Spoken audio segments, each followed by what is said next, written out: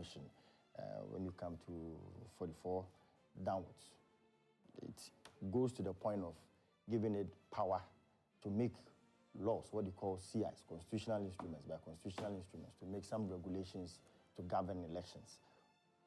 I think some of these things, some of these processes are, for want of a better word, normal parts of our electoral procedure.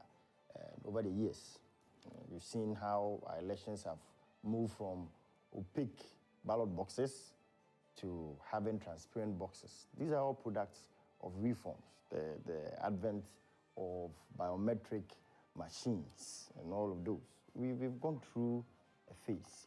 So what I see the Electoral Commission trying to do at this point is they are engaging. They are working for the people of Ghana. That's what I see. And often you see them tabling some of these suggestions to tease out reactions from the people they are working for. And this whole idea of 72 hours, the questions that come is, are they contrary to the constitutionally laid standards? Obviously not. The EC is an autonomous body that, by constitutional instrument, makes rules for themselves. So if they are able to convince Parliament, if they are able to introduce new instruments to give a basis for this period of declaring results, I don't see any hue and cry, or I don't see why it should generate any hue and cry. And what has been the trend? The last elections we've held, the usual 48-hour period of declaring elections. We often hold elections on the 7th, and results always come in on the 9th. That's been a trend. So for me, we will not sacrifice a quality for expedition. I always say that you cannot sacrifice quality. But why can't we stick to the 48 hours? For all of those elements. You see, practice has told you that the stakes rise in elections every period. So for me, it's not about 48, just as Dr. Srebo is saying, that we are looking at within. It can even be 24 hours. If all of the actors and collaborators are on the same page, it can even be 24 hours. Results come in, and we are maturing as a people. And trust me, but for the pushing of the perennial flag bearer of the NDC, but for his pushing, and I'm telling you, and I'm speaking. His pushing as in what? He seems to be creating the impression. Which impression has he created? If he loses this election, it will be another wonder of the world. That's what he seems to be creating. Already telling people, oh, when I become president, give me honeymoon. But saying that does not mean that he's creating an impression. He's preempting days to come. He said something, it doesn't mean that he created an impression. Preempting days to come. There's been times when... We've heard your political party, members of your political party say you will not hand over power. So both parties have said that they will, do whatever it takes to come to power. They said they'll do whatever it takes to come to power. It's both political parties. Preferred, agreed. But then I've told you I'm speaking in times to come. When the position, the pushing of you are a candidate seeking the mandate both to the people. Political parties. Well, but for him, he's the leader. And I'm not talking about, you are talking about officers of our party. I'm talking about both political parties. You've not heard our flag bearer make any such comment or position himself as though he's already president. I mean, Dr. Baumia has nowhere presented himself as though he's members already... Members of your party represent your members, party. But then this is the leader himself. This is the leader himself, time and again. And when it comes to even matters of the EC, he has a very interesting position. When he was president, he told us that the Electoral Commission, our electoral process, has inherent checks. That is John Dramani Mahama. It has inherent checks that guards, like the question you raised, the possibility of anybody meddling in the process of calling the results. He said that it's only curious when this stance changes. And there again, I agree with you that appears as a trend among major political parties. But what I find interesting is the leader himself. You can excuse us when you see assigns and highlands and maybe officers of the party going on that trend. But when the leader himself, who postulated... What has the leader said? What has the leader done? There are a lot of instances recently. Remember, even ahead of 2020, he told us the Electoral Commission's proposal of compiling a new register was recipe for chaos, and he was going to blame any violence on the head of Mensa. But what's wrong with that? Very, very, very responsible commentary. How is that irresponsible? From somebody who has said in the past that the EC, the Electoral Commission by itself, has inherent checks. When he was president, and that is something about the NDC that keeps exposing them on every important matter of national interest. Okay. Their positioning. So, Rosalind, this is not something we should belabor. The constitutionally mandated body has come up with a roadmap. What they feel, they have to bring out CIs for Parliament to approve, get parliamentary approval for this. These are not things that are already in motion. They are proposals. And what our advice is, and I can tell you confidently, that the elections of 2024 is going to be like no other elections that has been held in this country. So it's going to be the most peaceful election? From my end, that's what I see, the most peaceful elections. Good. Let me have Metal, your take on it, the 72 hours. Are you, as a political party, happy that the EC is saying that they are giving room for 72 hours? But it could be declared within, it could be declared within 24 hours, within 48 hours, within the 72 hours. So we will not take away the within from there. Yeah, Rosalind, thank you very much. And once again, a very good morning to our cherished viewers. I read the statement on your news portal when Dr. Srebo spoke about the fact that the Electoral Commission was going to declare the results within 72 hours.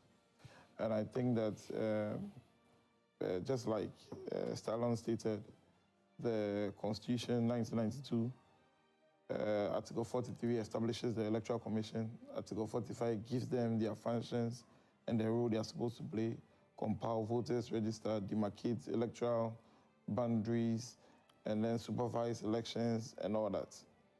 So you see that the onus of conducting elections in this country falls on the Electoral Commission.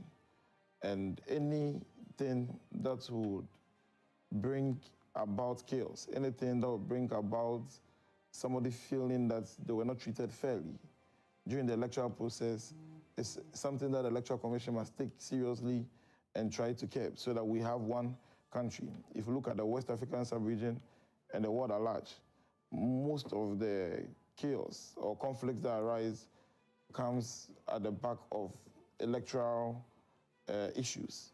You look at West Africa sub-region, you see some of these things. So going into election 2024, where you have a former president who is contesting again, you have a current sitting vice president who is also contesting.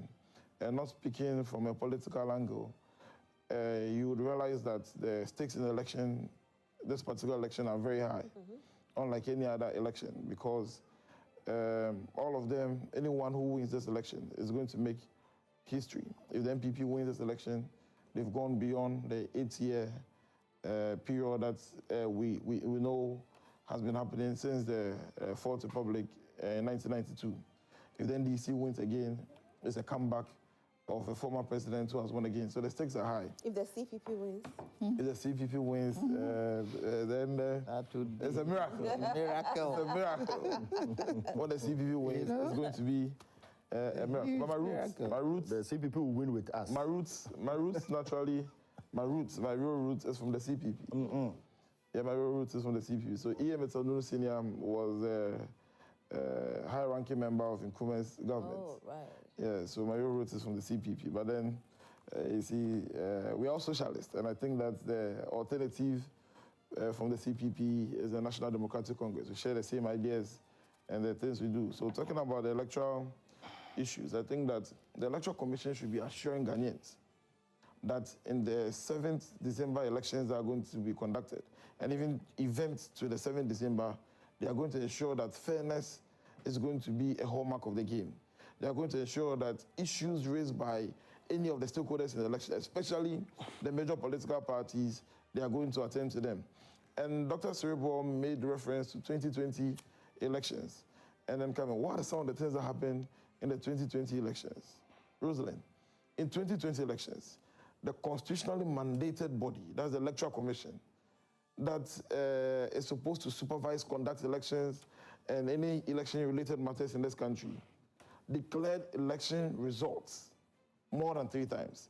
And for several times, they went on their website, pulled their website down, brought out new results. This does not give confidence in the results being declared by the Electoral Commission. But that's why they say that they have to do it within the 72 hours, so there's no pressure on them. So where I'm coming from is that the Electoral Commission, at this point when they have opportunity to talk to Ghanaians and the stakeholders, they should be assuring us that some of these things that happened in the 2020 elections. And listening to him, he was just speaking about positives or achievements that happened in the 2020 elections. But if you want to be fair to all stakeholders, you tell us that some of these... But he spoke about it. Yeah, he spoke about positives. But no, but he spoke about the fact that... Reading from your website. He spoke about I watched the video. He spoke about the fact that, you know, they don't want a repetition of what happened in the previous election, and that they had to keep changing the results because of the pressure.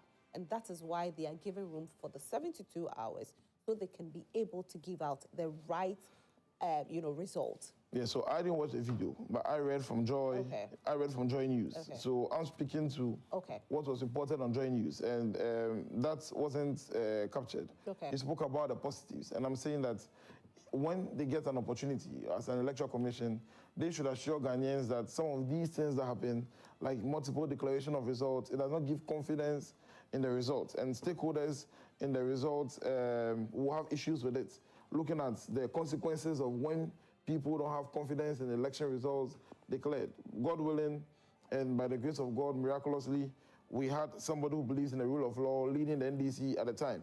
So he believed that the best option for us to go to court. But imagine that it wasn't John Dramani Mahama and it was somebody else, like it's happened in other countries. You know what that could have caused. And also, some of the things that happened in 2020, personally, that I think that should be looked at very well, is the regional collation centers.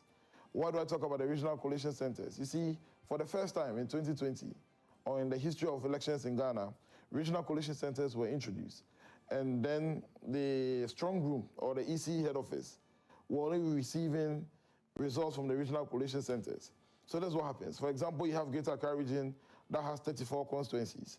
And let's say about 35 of the constituencies send their results to the regional collation center. That means that you have one astounding. Maybe one is somebody is calling for a recount or recollation or something in one of the constituencies. They still go ahead to send... No, they still go ahead to send the regional summary sheets, not even the results, to the EC strong room.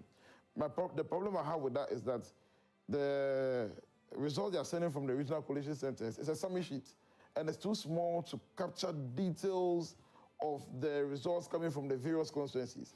At the EC headquarters, the party reps over there, that you call the strong room, should have the opportunity to be able to validate the various results coming from the various constituencies. So at the regional collation center, and then they just write that there's a summary sheet, and then you don't have issues where you can be able to validate or cross-check issues of overvoting, cross-check issues of the in words and figures of results that have been recorded from the various constituencies and all that.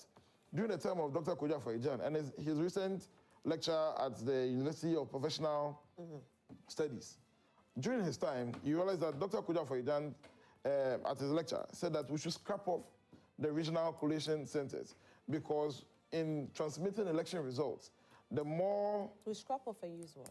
We should scrap... So the results should move straight from the various constituencies to the EC. Because when you have more channels where results should be transmitted to, maybe by the time it gets to the final destination, there will be issues with it, and then you cannot even be able to... But this is the same process that has brought the NDC to power and the NPP to power. No, the regional collation centers were introduced in the 2020 elections. Okay. Yeah, it wasn't before. That was a new thing. It was introduced in 2020 elections. But before, you get results straight from the constituency, and it goes to the EC head office. And during the time of Dr. Akufo-Addo, the EC regional offices were working. But what they were doing was that they were transmitting results through fax machines from the regional office of the EC, constituency results, to the strong room. So the agents at the strong room, the party reps, at the strong room had opportunity to be able to validate, cross-check the results. Okay. So you're able to see them, check whether the words, the figures written, numbers written in figures and the numbers written in words are the same or not. But with this situation, you have summary sheets that are being transmitted to the strong room, which does not give the agents the opportunity to be able to cross-check them. This is a concern for the This is a NDC. concern All right. from myself. And then also... And then I'll come back to you because unfortunately you've spoken for a while. I'll come back to you. Don't worry at all. Openyi, 72 hours won't it cause too much suspense within the citizens? Won't it allow people to be a bit mischievous? Won't it create chaos in certain areas that, you know, you have these hooligans who want to misbehave? Good morning to our viewers. The Electoral Commission should be able to declare results before any radio station declares its result. They should be able to do that. If you are a listener of Joy are very quick in making sure that every constituency's results are on their table. Now, if Joy FM can do it, why can't they do it?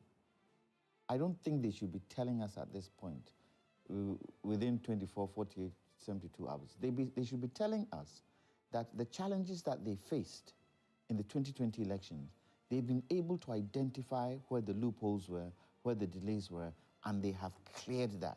So within 48 hours, they will declare. They need to build confidence within the people to make sure that the people believe and trust what they are saying. What was the question you just asked me? You said either 24, 48, or 72. What does that do? Sure. It brings doubt in the minds of the electorate, and it's not good for the Electoral Commissioner. Look, when the Electoral Commissioner representative was talking, Mr. Kwaku, he indicated, he said, and I quote, he suggested that some parties may not have wanted the commission to meet its ambitious timelines, leading to delays and additional processes. What parties? Who is he referring to? What does he know that we don't know? Is he trying to tell us that they don't have confidence in the stakeholders they work with? They should be able, from the word go, to tell us 2020, what happened wasn't a good reflection of the Electoral Commissioner's work. So this time around, we're going to make sure that within the stipulated time of 48 hours, the results will come up. Now, are they referring to presidential or are they referring to parliamentary? They're actually, it's for both. But they should say it. No, don't assume. Don't assume. Parliamentary elections are whatever we do both elections whatever on the the same day, case so the declaration will definitely whatever the case is, you are the Electoral Commissioner. You should be able to demarcate presidential elections within 48 hours. With the parliamentary, that is at the polling station, right? Yeah. That's at the polling station. So that, and even that, sometimes there can be. At any given stage, if you realize there's a challenge, you should announce it to the people. There and there, don't wait. We need to build confidence. MPP is saying we are winning the election. NDC is saying they are winning the election. CPP is saying, okay, we will try as much as possible to be in there. We don't want any doubt with the Electoral Commission. We don't want any doubt. So if they say 24, 48, 72 hours, for me, it's not good enough. It should be specific. It should be specific. We need confidence in our Electoral Commissioner. Look, was it 2008? 2008? Yeah. We were on a knife's edge. It would have tilted this country into something that we wouldn't like. These elections is like the 2008 elections. Look, the NDC, the MPP are saying, for whatever the case is, we are breaking the 8. Yeah. Theirs is the breaking the 8.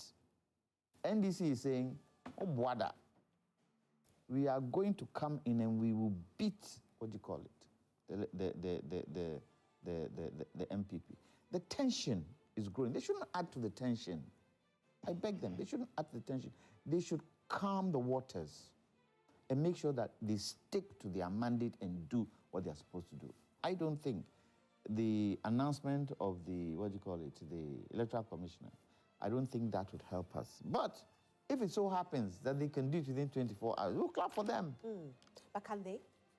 Well, for a country Rosalind, if they go beyond 72 hours and call, what happens?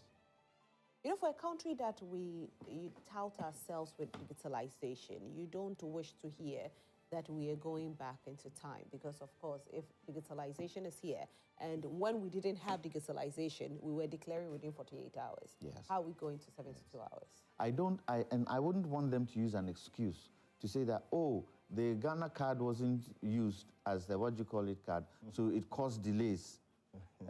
Or, you know... But we haven't been using the Ghana card in previous times. Their analysis is that the Ghana card, if it's the only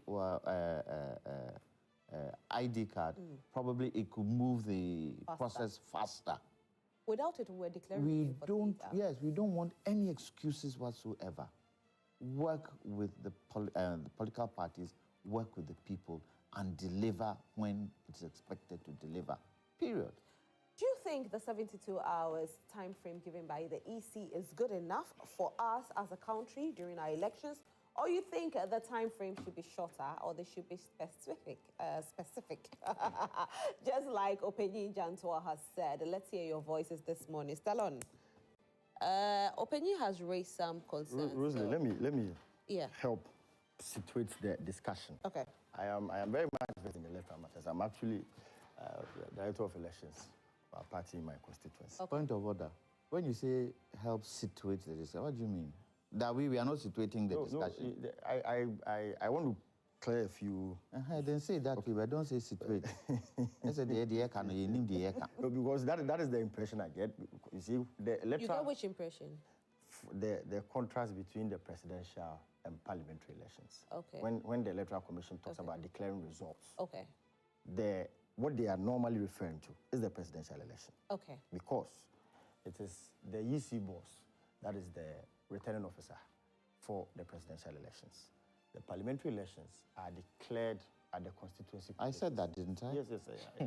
I only want to put it. Okay, you just want us to understand it well. So that the lay person listening big English. In big English. Oh, okay. So the lay person listening to you will understand that it is not different. There's nothing new happening, and that is sometimes what creates the confusion in the minds of people. That why are you introducing new measures? Nothing has changed, and just as Ye Metal spoke about regional coalition centers. Rosie, let's do this simple. Please go ahead, don't worry. Arithmetic. We have 34 constituencies in Greater Accra region. Okay. Every party has a rep in every constituency coalition center. So by close of election day, December 7, 2024, if results have been declared in all 34, as a very responsible political party that wants to win elections, by the 9th, you have results declaration forms for all 34 constituencies. If you put the numbers on them together, what do you get? You get the total votes you had in that region. So you see, this talk of a regional coalition center, it's not anything mysterious. It is only aggregation of the numbers you had in all 34 constituencies that have been put together. You see, people, time and again, have tried to create some mysteries about... Is this mystery not being created by the EC? Because there's a system that was there. The system brought the NPP to power. The system brought the NDC to power. Why change the system? Listen, I've told you that. Of course, when you do that, people will think that you are trying to do something mischievous to keep your party in power. For example, we were not using biometric machines. Even the Ghana card argument that comes in. Do you know, current electoral rule, you don't even need an ID card to vote in our elections. I'm sure I don't know if you are privy to that. If I walk to a polling station today and I'm able to tell the electoral officer that my name is in the roll and they locate it, your picture is there, and then you are verified on the biometric machine. You don't even need an ID to vote. You see, like I said, if there's a machine to verify. very fantastic. So you see, if you are not, so the whole talk about even Ghana card, that there's this impression that Ghana card will be the only card to be used in elections. No, but EC has Exaggerated. debunked it. No, but it's exaggerated. That's why I'm saying that the whole mystery about the electoral procedure is in that what I have come to understand, that just as Azuma Nelson said, if you are going into that rank, go with your own referee. Which is your referee? Your referee is your knockout. Azuma Nelson said, you can never trust the referee because the referee is prone to human. They are humans, you understand? So that is why we have taken the pains to get a very strong parallel coalition with system. And over the last 2 elections, we've called our own numbers. We've been able to project what the numbers look like, no more than 24 hours after the call-off. So what I want to say is, nothing new. So that is good. Oh, that is good that you can call an electoral commission. No, we project. The only, and again, it's by law, the only body that is mandated to declare results officially, that's accepted. Anybody can talk. But you declare it. No, we project. That's what we do. You project. But how is it that your projection, how come your projection always tallies with what EC? Yes, because we take pains. If you've seen our system, it is very robust. You take pains. I'm telling you, me. They don't take pains. Let's read some comments coming in. Let's read some comments coming in this morning. And let me see. Okay, I have this one. Okay. This is still this morning, so I really want to start. Okay. Good morning, madam. Please tell the NPP man to tell us what killed John Kuma as a party. Are they interested of investigation into this matter? Ghanaians are watching them closely, so as far as this case is concerned. Luce Jacob, Afuega Catholic, Volta Region. My name is Memes, and greetings to Mr. Nunu. Ghana needs a second independence from NPP. If not, Ghana is doomed forever because their fake lives never ceases. Good morning, Rosalie. Yesterday, I was enjoying your program around 7 a.m. Suddenly, the lights went off and came back at 6 p.m. But still, the government is saying there's no doom. So, Ghanaians will punish the NPP come December 7th from Solomon Katamanso. Did you experience, Talon, did you experience like that? I did. And let me say, Rosalie, it's worrying. It's worrying. Not to hold brief for anything. I've told you that certain things are very national issues. They affect everybody. It doesn't rain on only. It's not. The electoral, the ECG has explained. They've told you what is happening. That some of their transmitters or transformers are having issues.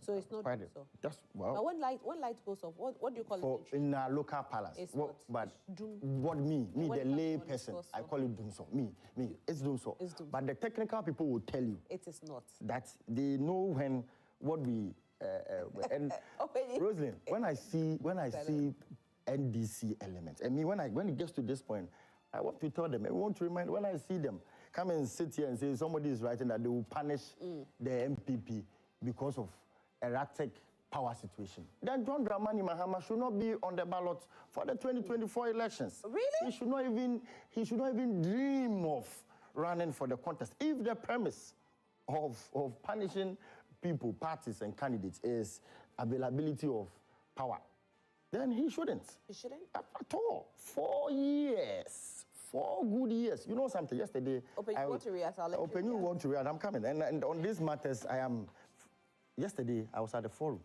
And in the days ahead, we will situate our economic trajectory clearly to prove to the average Ghanaian that from 1992 to date, if there is anything that compares favorably with COVID-19 and Russia-Ukraine in distorting our economic trends, it is John Dramani Mahama.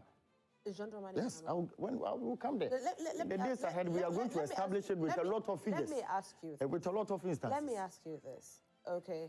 You really, I have messages to, Brenda says I should ask you questions. When NDC Highlands want to make a fuss, then he should not contest the election. Because for 4 years, what we are enduring, I've told you that I sympathize with the people. It is worrying. But then, do not try to make political capital of it. Please. Okay, people can make political out of it because the viewers out there know what they are feeling. You cannot decide on who goes on the ballot I have sheet not or who dismissed. doesn't go on the ballot. If that is the premise, then No, he but that shouldn't is be not on the it. premise. The premise is that we are going through an issue and we ought to solve the issue. Solve the issue and we go through it. Because you don't tell us that when we saw President Akufo, under President Akufo, we had low shedding, we had 4 gallons. We saw the yellow gallons. They happened. Probably you were 10 years like me, because I was 10 years at that time. But you saw it happen. And so if it happened, why can't we criticize the MPP and criticize the NDC? Why are we saying that because under somebody, that person cannot be on the ballot sheet? I'm not saying. Anyway, we continue with what we have. Good morning, Madam Host. I really love to be listening to Joy Prime every morning. Hardship in Ghana is too much. Food commodities in the market are too expensive. 2 days ago, water is not flowing through our pipes. ECG is another huge problem for Ghanaians. We have been in darkness since yesterday. My question here is that what is happening in ECG? We are demanding a timetable from the management of ECG. I think ECG has put out a timetable. Please. Well, the document out there is not correct. It's not correct? Yeah, it's what they are banding. When you check on it, there's a date, 2023. People did not even look at it. The document that is in circulation. The date on it is 2023. Something that happened last year. Which document? The ECG document that is talking about load shedding, giving a timetable. I don't know if that's 7 to 11 p.m. Yes, I don't know if you are looking at it. But it's on ECG page. No, you should look at the documents they are spreading. You are talking about it. I went on ECG Facebook. I got it from ECG Facebook. Okay, nobody sent it to me. There's a load shedding timetable in circulation. 7 p.m. to 11 p.m. is what is on there. It's on yesterday I told people, when you are typing, if you type ECG, it will take you to Electoral Commission Ghana. So type Electricity Company of Ghana. It will take you to their Facebook page. It is there, mine. No, but there's a load shedding. I am talking about it. Okay. Yes. Okay. Wow. But there's a load. That's what I want to clarify. There's a lot of misinformation in. I don't know what to say. Is it continuous? Well, they didn't give a time frame. No. This lights out. Is it a continuous thing, or is it very sporadic? I think it depends on your area. But does it affect the entire country? Almost. So you can't tell me that because President Mahama's lights out went on for a long time, that is doomsday. The lights are going out. Look, at the Kumasi airport, the lights went off 3 times. 3 times. Kumasi airport. I went to Tamale last weekend. Areas of Tamale, huge areas of Tamale, the lights were off.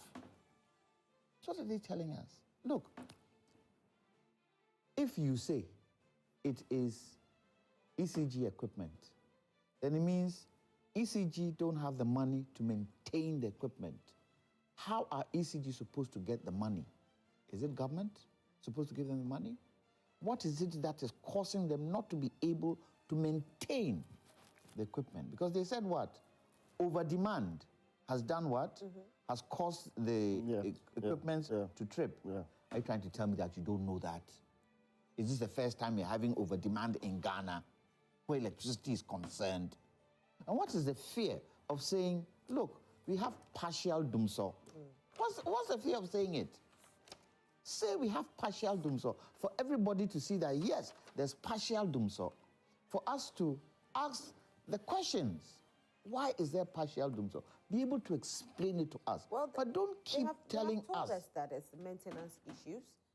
630 transformers overloaded. How come? They've also told us Ministry of Finance is owing them a certain amount of money, and so when that amount of money is released, they'll be used to pay the IPPs, which will support, the shedding. The Ministry of Finance is supposed to pay a certain level of.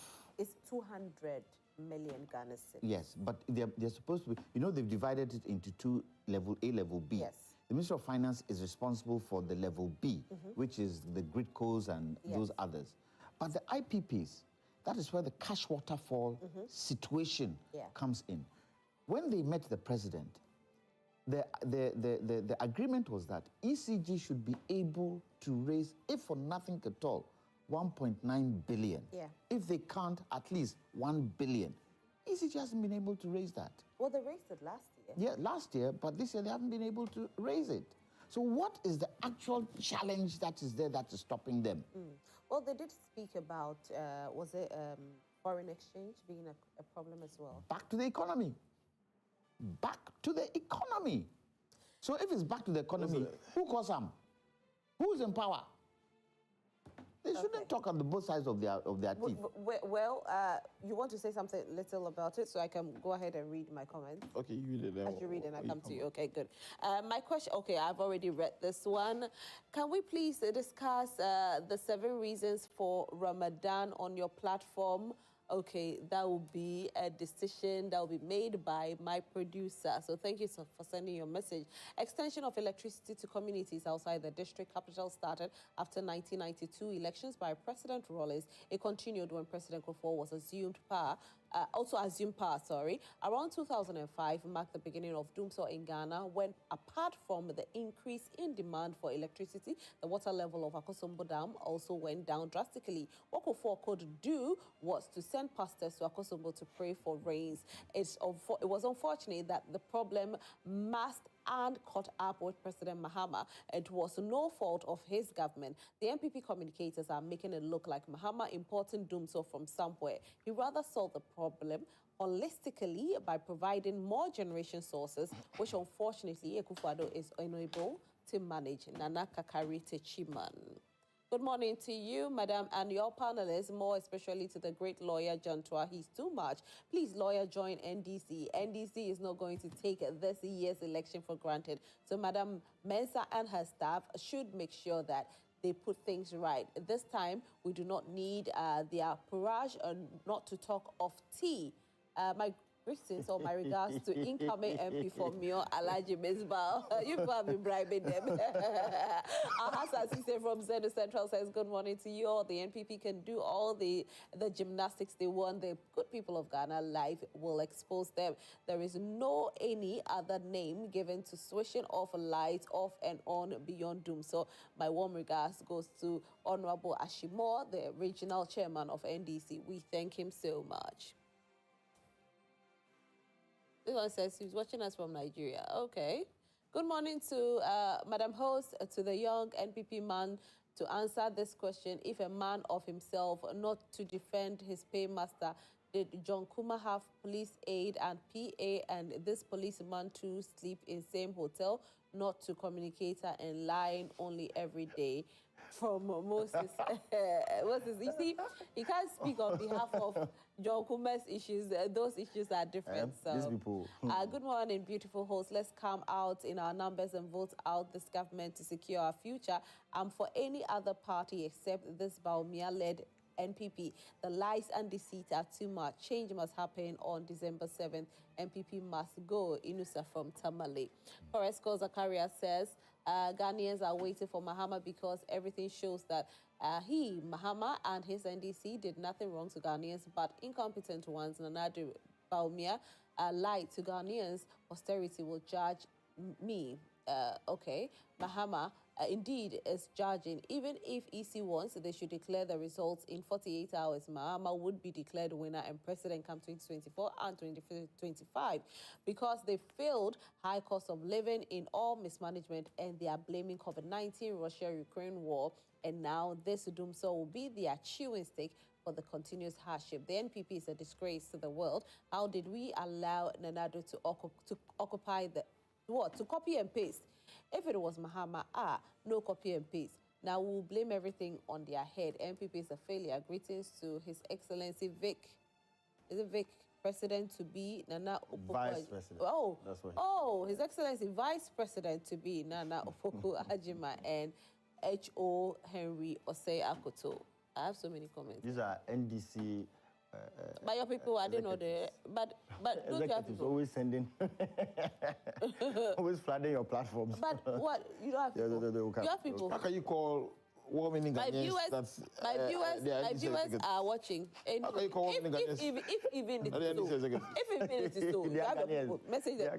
Good morning. It would be better for the EC to take its time to declare efficient results. I'm surprised we still blame the EC when all problems created in elections are caused by the major political parties. It is the party that wants to steal and cheat. Okay, madam, thank you so much. All right, so I have this one.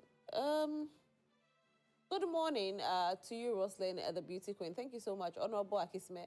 Within the 72 hours from the statement of EC before announcing the result, then it means that President Akufo-Addo is not the winner, as you are saying, and it is not because of forcing from the NPP, then it becomes them the winner.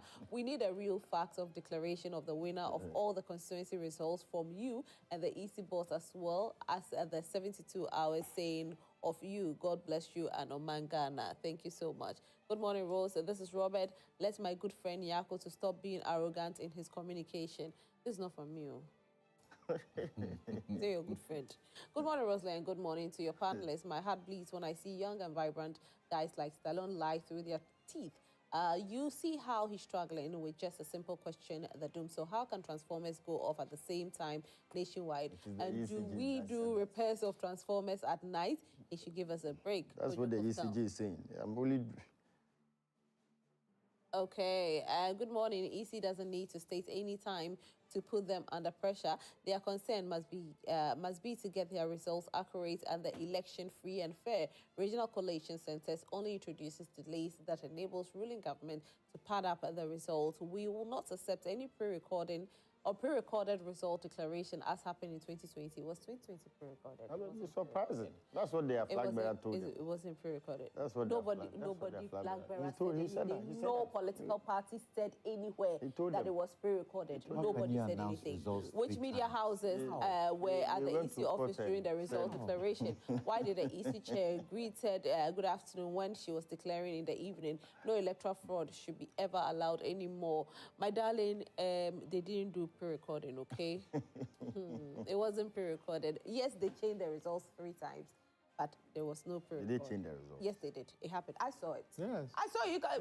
You cannot tell us that you didn't see it. We all saw the results change 3 times. 3 times. On their website. Okay. As of the time the declaration happened, the results was different. Okay. It wasn't on my website. It was on their websites. We should mount a sheriff in election matters. And did they have any significant impact on whether it did or it didn't? Those are the things. You need confidence in the people, like what Opinion said.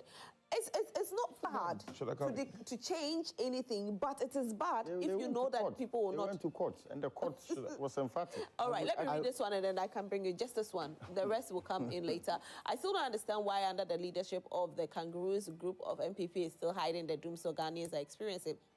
The doomsday we experienced under Akufo in 2007 and John Dramani Mahama in 2013 is far better than what we are experiencing now under the leadership of Nana Addo Dankwa Akufo-Addo government. The current doomsday is doom, social democrat in Tamale. Okay, you want to say something? Yeah, Rosalind. So my last bit on the election issues, which was our first topic for discussion. When Stallone came in, saying that he wanted to situate the election matters discussion in their right perspective, and that he's the election director for Ablekuma South, which means that he's a sheriff when it comes to election matters. So I thought he was come to explain something better, but he just re-echoed what my senior counsel here said and what we had just said. He didn't say anything different. He didn't even say anything new. So I wonder why he calls himself the sheriff of election matters. If not for the fact that votes margins are wide in their constituency, I'm sure he would have been doing a great disservice to his party in Ablekuma West constituency. I think that he also mentioned the fact that the Ghana card is not going to be used on election day for voting. That's not what he Our said. issue. No, the Ghana card is not going to be used. It's not the sole only document. No, that's not what he said. What he said. It's not the only document. No. He said that people don't know that even without... No. He said that people don't know that even without your Ghana card, you can still vote. Because if you go and you prove that your name is there, they'll do the biometric. That is what I'm saying. So he's saying that people are saying that the Ghana card is not going to be used, it's not going to be the only one, but you can even go to your polling centers and even mention your name, and then you'll be able to vote. If it's there. If it's there. Our point is not in the usage of the Ghana card on the election day to go and vote. Our concern was the fact that the Ghana card be used as a sole source document to get your name on the register. That was the issue we had with the Ghana card, to put it in the right perspective.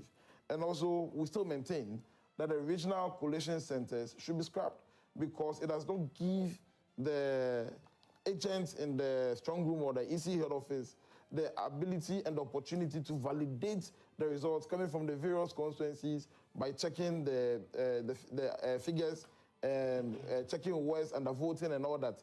And even whether the agents at the constituency collation centers, whether they signed onto the pink sheets and whether they gave reasons why they didn't sign all of that. But if you present or transmit it through the summary sheets from the regional centers, it doesn't give them the opportunity to be able to verify all those things. What will it take from us if we scrap the regional collation centers and transmit results straight from the constituencies to the strong room? And also, I'm saying that he says it's his own view. I'm saying that. And again, but he can still write a petition.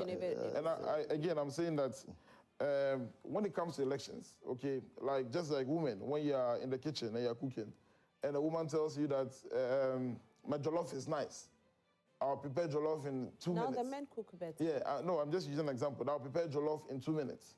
Okay, it's not about the duration that you spend in preparing the jollof. It's about the time you take putting in the right ingredients and then the processes in the preparation of the jollof. When you put in the right processes in the preparation of the jollof, nobody will tell you whether you spent 1 hour to prepare the jollof or 30 minutes to prepare the jollof. The jollof is going to be tasty. If you rush and prepare the jollof in 2 minutes or in 30 minutes and you don't put in the right ingredients. 72 hours. So I'm saying that the processes leading to the election or the declaration of the results on the 7th of December is a major concern. First of all, just like Senior Counsel said, EC must be able to boost the confidence of all stakeholders in this election so that we have confidence that the election is going to be fair and fair. If you just oppose it to the district assembly elections, if we use that as a test case going into the 7th December elections, you realize that it's not about, if you put in the right ingredients, I can tell you that even within 24 hours, you'll be able to declare results. There were certain polling stations in my electoral area, Situating electoral area, in Lejoku constituency, where the polling materials delayed in coming to the polling centers. There were certain polling stations where biometric verification devices delayed in starting. So they had to go and bring in new biometric verification machines. There were certain polling stations that had issues with even some of the EC officials getting there on time, those who were supposed to issue the ballots and all that. So if you look at the processes and you have opportunity as an electoral official to talk to the people of Ghana, boost the confidence, alleviate our fears in the fact that the election is going to have any shenaniganism in it and also affect us like it did in the 2020 elections. Because if we use the district assembly elections, we still do not have confidence in the EC. But if you do all these things right, I can tell you that you don't need to tell Ghanaians that you declare results in 24 hours or 48 hours or 72 hours. Once you get all the processes leading to the election rights and the declaration rights, your results will be declared well. Now this whole issue and misconception my brother wanted to say about Dumso, Rosalind, in 1987, there was Dumso. In 1997, there was Dumso. In 2007, under His Excellency John Akufo-Addo, there was Dumso in this country. Under President John Dramani Mahama, in 2013, there was Dumso in this country. Clearly, you see that President John Dramani Mahama did not bring in Dumso. It was something that he inherited. Now, when it happened under President John Akufo-Addo, what solutions did they bring on board? Yes, President John Akufo-Addo also continued the building of the Bui Dam. He took pastors to Akosombo to go and pray so that we get water coming in. These were some of the solutions that President John Akufo-Addo tried to solve themselves with. Even the Bui Dam was completed under the God is a prayer answering God. Yes, okay, God is a prayer answering God. And by the epistle of James, in the letter that James wrote to the Christians, taught us about faith and works. He says that when you visit a sick man, and you just tell him that you are healed and you get well, and you do not give him the necessary things that will make him get well, your faith is just like a body without a spirit. That is why he built it. That is why he didn't build it. That's why he started building that one. But we, John Dramani Mahama, you see, in 2024, the election is going to be about the people who are contesting. Credibility and trust is going to play a major role in that election. You have one candidate who is Dr. Mahmoud Bawumia, who has lost credibility, who is a you are on national television. Lost credibility, who is a known liar. I'm surprised. The people of Ghana do not trust in him. And you have another person in the person of John Dramani Mahama, who has credibility. Under his time, he took responsibility as a leader. You look at characteristics of a good leader and say that, yes, I accept responsibility and I'm going to solve it. Take out car power today. Take out America today. Take out the Ghana gas that John Dramani Mahama built today. And this country will plunge into them. So if Stallone says that we did not do anything and they blame us for even excess capacity and says that John Dramani Mahama didn't solve them. So your whole flag bearer on this sister Joy FM. Okay. Said that we shouldn't give credit to John Dramani Mahama for solving them. So stop putting lies on national television. All right. Messages on Facebook. Asante Moro Abbas says, and this NPP guy should stop. Should just keep quiet on the power problems before it all starts to rain on him. In China, Sesu Simon says, morning Prime. Okay. Lord El Chapo says, only God knows. Philip Abochi, good morning to Madam Host. I really love to be listening to Joy Prime every morning. Hardship in Ghana is too much. Food commodities in the market are too expensive. 2 days ago, water is not flowing through our pipes. ECG is another huge problem for Ghanaians. We have been in darkness since yesterday. My question here is, what is happening in ECG? We are demanding a timetable for the management of ECG. I think I read this. The 24-hour economy is a good policy for the youth. Please salute to His Excellency John Mahama and Professor Nana Jane Opoku-Achiman Abochi Philip from Qatar. Richard Mensah said, good morning, Roslyn panelists, and to Honorable Otrida Komensa. Our Electoral Commission will ensure a smooth, transparent, credible, and organized elections this year as compared to what happened in 2020. From learning experiences, Electoral Commission collation and declaration of results within 72 hours is good for us. Junior Richard, Presby Quarters, Takrade. All right, that's not bad. Philip Juma says, looking at the posturing of NDC man, I know he's very sure that their candidate, Mr. Mahama, can never win 2024 elections. Ghanaians can never give power to somebody who has justified himself as corrupt and mogul. House of Commons in Britain exposed him as the only MP who involved himself in a Majalo cocoa scandal by taking bribe. Will not even talk about how he wanted to dupe Ghanaians on mobile money interoperability. Never again, Mr. Mahama. Christian Edu says, I recommend the ACG for great job. The ECG contact center is a #1 when it comes to the communication. Anytime I reach out to them, they quickly respond. Thumbs up for doing a great job from Chris in Ablekuma West. So will you say this is MPP? I don't know. This is coming from Honorable Letitia Pure Love Mensa. Thank you, Jesus. Good morning. Thank you to, good morning to you too. All right, so let's see. We'll go back into our Rosalind, WhatsApp messages. I want to make a reaction. Let's go to Confano. Before we go there, quick one on the doom. Okay, I'll let you. 1 minute. One minute. Just a quick one on the doom saw. You see, the MPP said to us when it happened, never again are we going to go through this. We are now going through it. How do you expect people to trust you? How? It should tell us politicians should be very mindful of what they say. Oh, we're told never. Especially, we're told never. We're told never. So it's a question of trust, question of credibility. We were told we will give $1 million to every constituency. Never happened. Question of trust. Not true. It's not true. You finish. On this matters. It's not true. It's not, absolutely. You want me to read it? It wasn't in Ghana. Maybe Stallone was not in Ghana when that was said. Finish. Let me finish. That when you say it's never happened, he says it's never happened. That we said we were going to give $1 million per constituency, and it's never happened. No, you said you. Yes. Yes, it's happened. It happened. Every year. My $1 million. Maybe every year. $1 million. Oh, you see, there was an allocation. And sometimes when we talk $1 million, there's this thing that has been created in this country that people create narratives, and then we force people to believe.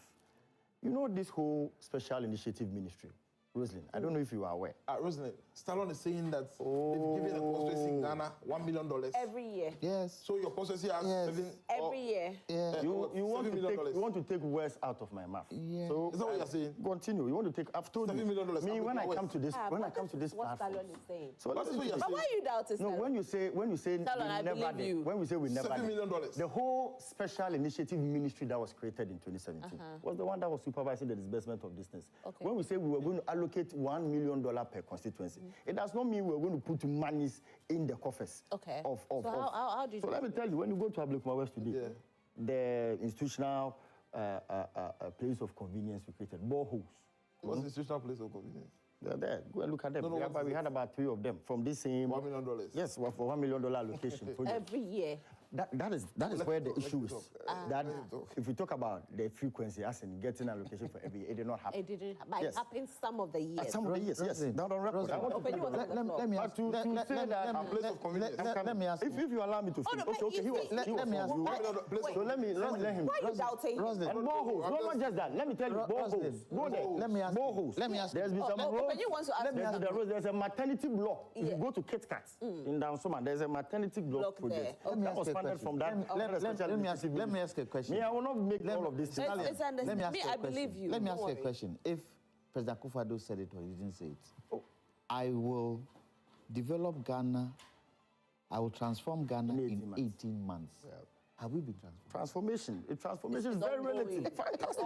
It's very relative. In 18 months, when he came into power in 18 months, go and check our growth. And you see, I don't want to laugh about this issue. It is COVID. I've told you I will not operate a family and friends government. We will give you proof, vivid proof with numbers. That will tell you that everything this president has said, he followed through it. Yes. Everything he has said.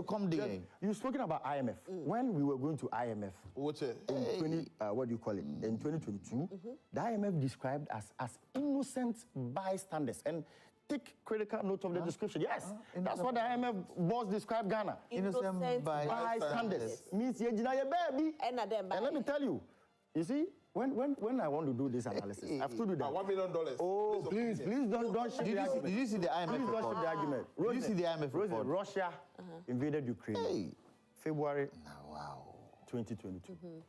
And please take note, before Russia invaded Ukraine, even after COVID, our inflation was at 13%. The only time inflationary levels under President Akufo-Addo got worse than what we inherited under John Mahama was after Putin invaded what? Ukraine. On record. It was the only time after February 2022, that is when inflation in Ghana went beyond 15.7, what we recorded under John Mahama, 15.9.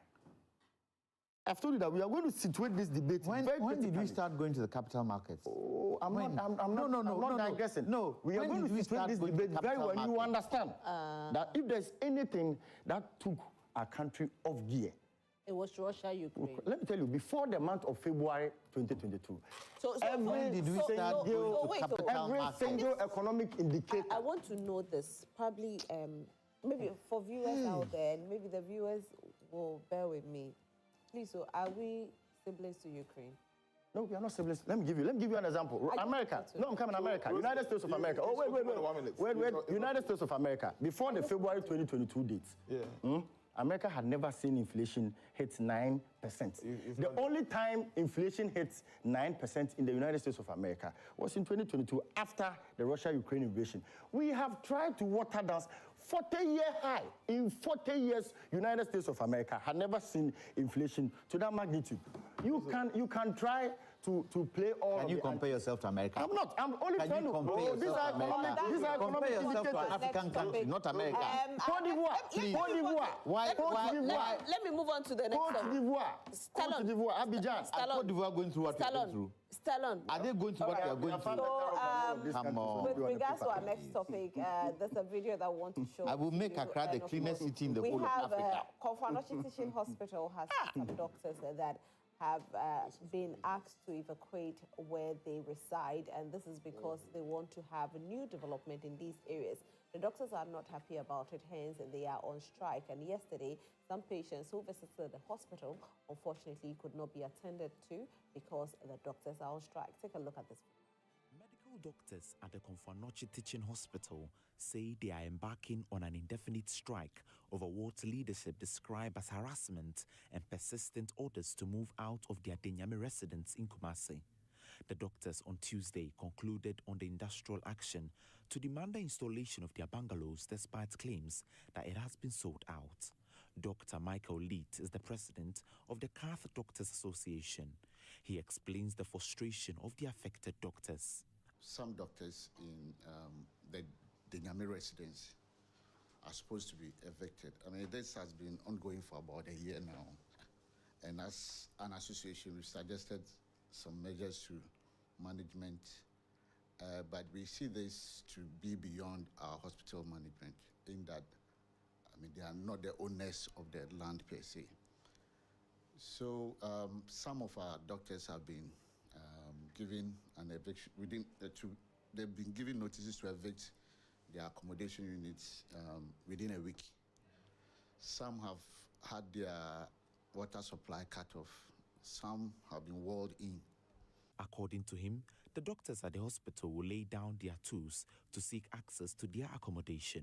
We have close to about 20-something doctors, plus other staff of the Akufo-Addo and other doctors from other hospitals. So we thought it wise that if you are being evicted, then we meet and decide as a group what is the next step. And what came out, the unanimous decision was to lay down our tools tomorrow by 6 a.m. and then go and look for accommodation. Meanwhile, the Ashanti Regional Minister Simon Osei-Mensah says the allegation of ejection are untrue.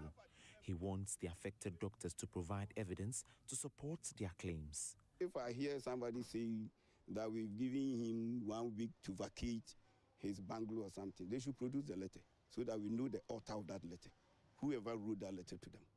We want to know. And also, we've had agreement with the contractors that before they move anybody, they have to rent a place for the person for a period of 2 years, by which time we will be sure we will be done with all the structures we are putting up. And they should produce a letter that is giving them an ultimatum of 1 week. They should provide that letter to you. And we've said that no developer should move anybody without a rented alternative accommodation. The minister indicated that the government is constructing bungalows to accommodate several doctors within the region. Originally, we decided to build 200. Now we've reduced it to 180 because we are sure that the 180 will be enough for all those that we are going to relocate. And this location is one site, that is one contractor's site. And here we have more than 30 structures. As you can see, most of them are above 80%. This is what is happening in Akufo-Addo. My guests are very, into this conversation because it's quite surprising that medical doctors who are supposed to save lives, who have been given accommodation because of their sacrifice to make sure we are alive, will have to be asked to move out of where they reside. Some say, yeah, they got a notice 2 years, 1 week. And the question is, where do we go? Looking at the kind of salaries that we receive, how are we supposed to use these monies to go rent? And why will you just tell us to evacuate the place without even giving us another place? I mean, they're on strike. Stallone is saying strike is not the best solution. So what's the solutions? That's what I said. See, when it comes to not to dismiss their issues, I'm very careful on issues related to health professionals. Anybody knows how important they are in the scheme of affairs. These are people who endure a lot of uncomfortable situations in trying to keep people alive. So when you are talking about issues relating to them, you do it with all of the tact you can bring up. That said, in the same two sides of the same coin, while your services are very essential, any action you take, especially this route of strikes, you're not coming to work. It's human lives that we are talking about here. But you moving them out of their house is not human life. That's why I said I'm not being dismissive of their concerns. I wouldn't even try going into settling what the issues are as to who is right, who is wrong. But then again, we should not leave the forum of dialogue in trying to find the way forward for this matter. Because I'm not sure the import is anything problematic or anything mischievous. Because you can see from the videos you've shown that properties are being redeveloped.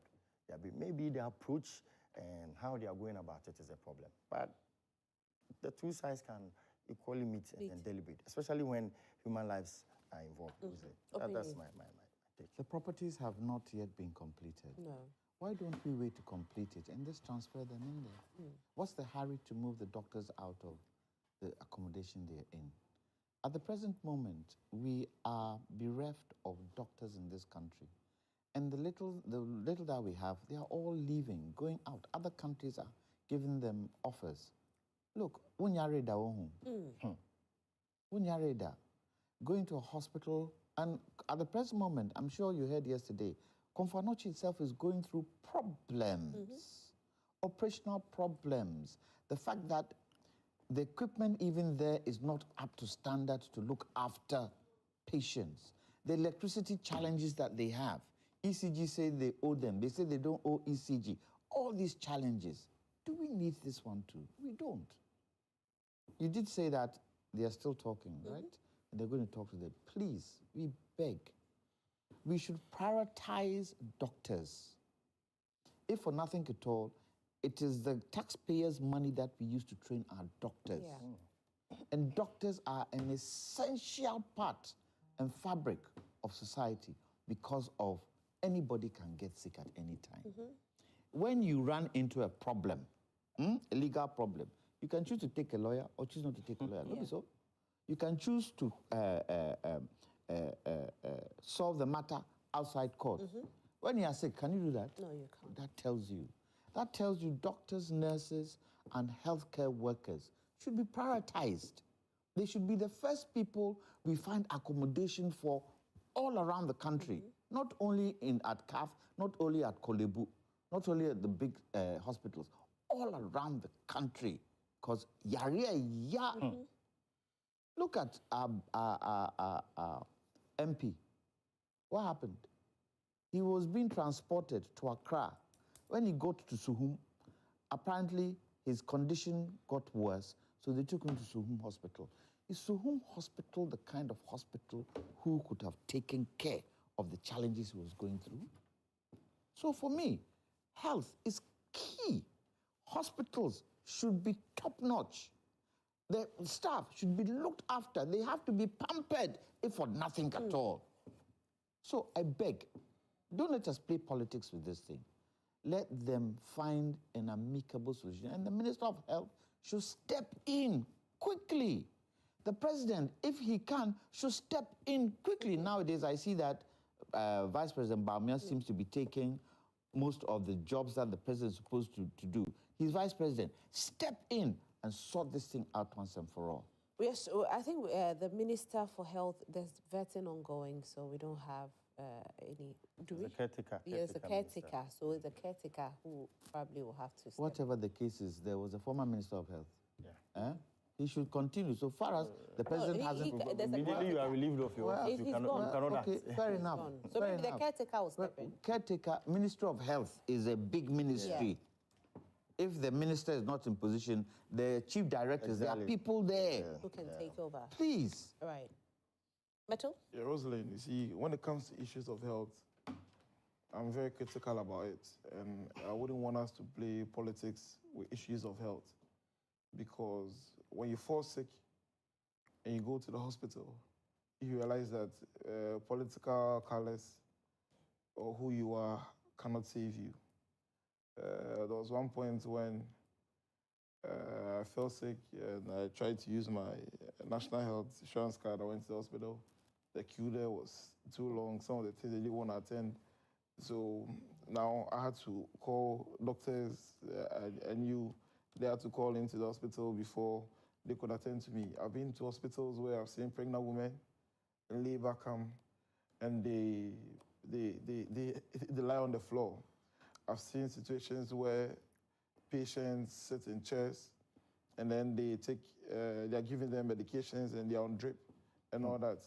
I've seen situations where health workers have to travel long distances to come and save our lives. So it is for a good reason that most of these hospitals, especially these referral hospitals like Ashanti region, you have Akufo-Addo teaching hospital, you go to Kolebu, you realize that there's a doctor's quarters in there.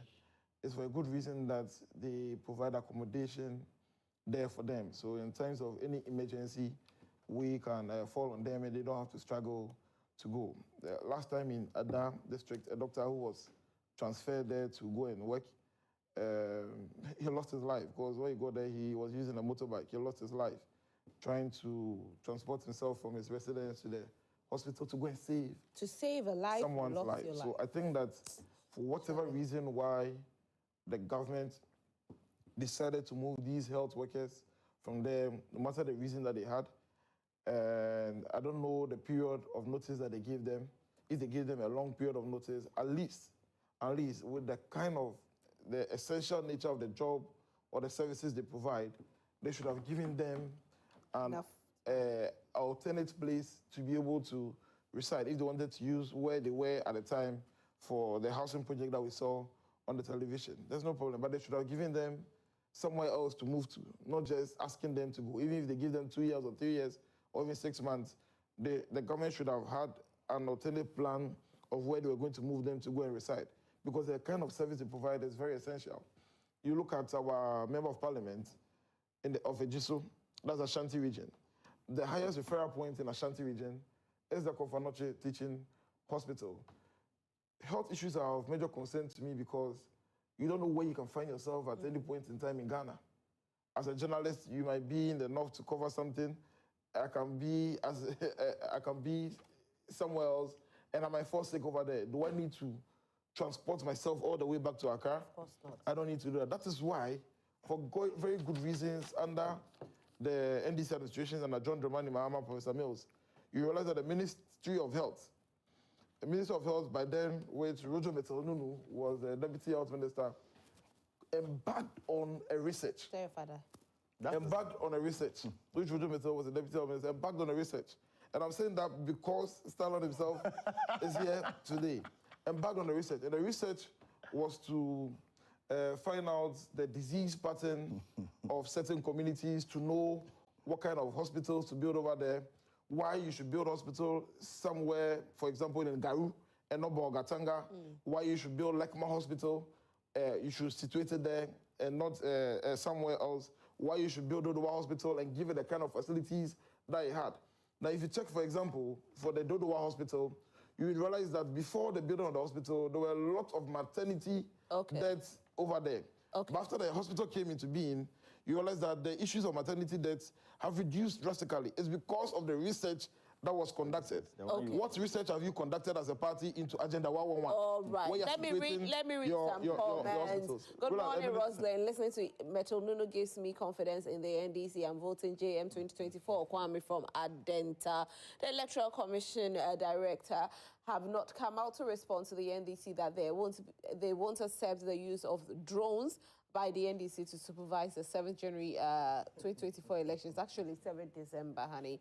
And so be it. I will only urge the NDC to furnish and digitize the collation centers from national, regional, and district to enable them collate the 7th December 2024 general elections result in order not to waste the EC's precious time in court for wrongful accusations when Dr. Mahmoud Bawumia is being declared winner of 2024 election as the next president of the Republic of Ghana. Abdul Aziz Jibani, Joy TV neighbor, neighbor. Hey, we have a lot of messages. Eesh. All right, let me try and do this. Let me see. Okay, Alaji Hamza Pig Farm. Good morning, Roslyn. Roslyn, I'm currently reaching out to you from Tamale, and in fact, the good people of Tamale are going through a lot of pains. Roslyn, we have no water about a month now. Doomsday is everywhere in Tamale, and above all, the heat is killing us during the Ramadan period. The good people of Tamale deserve better. Communicators and functionaries of MPP should stop insulting our intelligence and credit us with the little respect we deserve in this country. Was Zoomso created by President Mahama? Under President Akufo, pastors were sent to Akosombo Dam to pray for rains to come. President Mahama came to meet the problem, and he took responsibility as a leader to solve the problems, unlike leaders and now who don't want to take responsibility of their failures. Future of the country under this wicked, super incompetent government is pregnant and hopeless. God have mercy. All right, so I'll have to leave these comments, and it will be read. The heat is crazy. It's crazy. Oh, wow. It's wow. crazy. Even in Accra, it's crazy. How much was Tamale? Accra is nothing. Wow. Anyway, I'll say a very big thank you to all of you who sent in your messages. We'll read them during the show. So Isidro will come and take over and read them during what's trending. We have more than 20 messages. Don't worry at all. We'll read all of them. Big thank you to my guests. Openyi Kwame Jantwa, thank you so much for making it here. Metel-Nunu, thank you. You want to wish a happy birthday? No, my MP. my member of parliament, Lejokuku constituency, Benjamin Aikunate. You know, he's competing against the darling boy of the MPP, Dr. Bernard Okuboy. But we are sure Bernard Aiku is still going to sail through. This morning, he will be donating dual decks to some schools in Lejokuku and at the southern cluster of schools. So I'm encouraging all well-meaning people in Lejokuku to be there and make sure that Bernard Aiku breaks the fall. You should give my colleague Muftao Nabila some money to, in the north where he can. Is it yes, they need some desk, dual desk. So if he can give us about 10,000, we'll like it. But what's wrong with it? We have more It's not the garden. we have more schools. So Talk about the road message. I'm excited Talk about the road construction. Talk about the road works. Thank you so much for being here. About it. We'll take a quick break on this note. Up next is What's Trending. My name is Roslyn Fairley. We'll be right back. Don't go anywhere. Okay, Roslyn.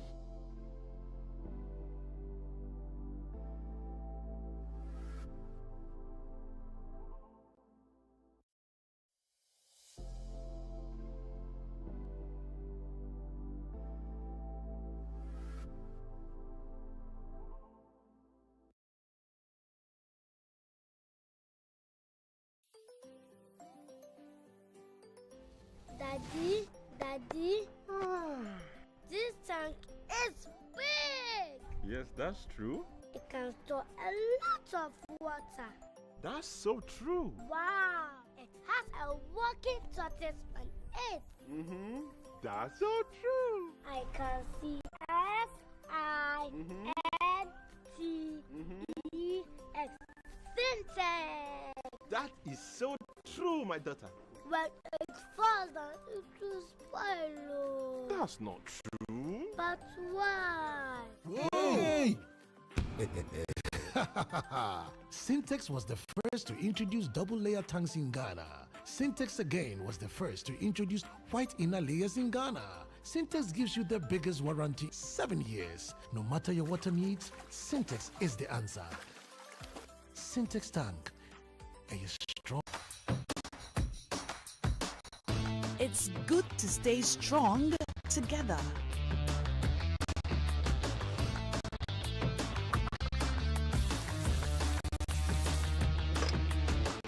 It's good to share nutritious meals cooked with Fritol, a vitamin A fortified oil. Fritol, you deserve a life of. Hello, Ghana. This is Extra, your #1 platform for choral music is back on your screen. Last season on Extra Choral, we brought you corporate choirs from various sectors of our economy. This season on Extra Choral, we turn our lenses on senior high school choir. It is the National SHS Choral Festival and Inter-School Choirs Competition. We will bring you the regional competitions. Winners from the regional competitions will then compete at the National SHS Choral Festival. You can't afford to miss this. Why? Because your school choir will be a part of this. Winners will walk home with cash prizes and loads of goodies from our sponsors. For more enquiries, please call 020-391-6874 or 024-669-3039. Powered by Harland Console. Extra Choral with heart and voice. This boy, he will kill his own father and marry his own mother. Prepare to be captivated by magic as the biggest play in the history of African theater makes another stop this March. The gods are not to blame. Mark your calendars for Thursday, 21st March, 7 p.m., Friday, 22nd March, 7 p.m., and Saturday, 23rd March at 4 p.m. and 8 p.m. at the National Theatre. Tickets are selling now at only 150 cities at imagebureaugh.com or dial *714*11*21#. Don't miss this rejuvenated rerun of the epic tale of Odewale. Olarotimi's The Gods Are Not to Blame, supported by our media partners. Niplant Car Rentals, produced by Image Bureau in partnership with April Communications and the National Theatre, and proudly brought to you by the Ghana Tourism Authority and the Beyond the Return Secretariat. Because all lizards lie prostrate, how can one tell which lizard suffers from bellyache?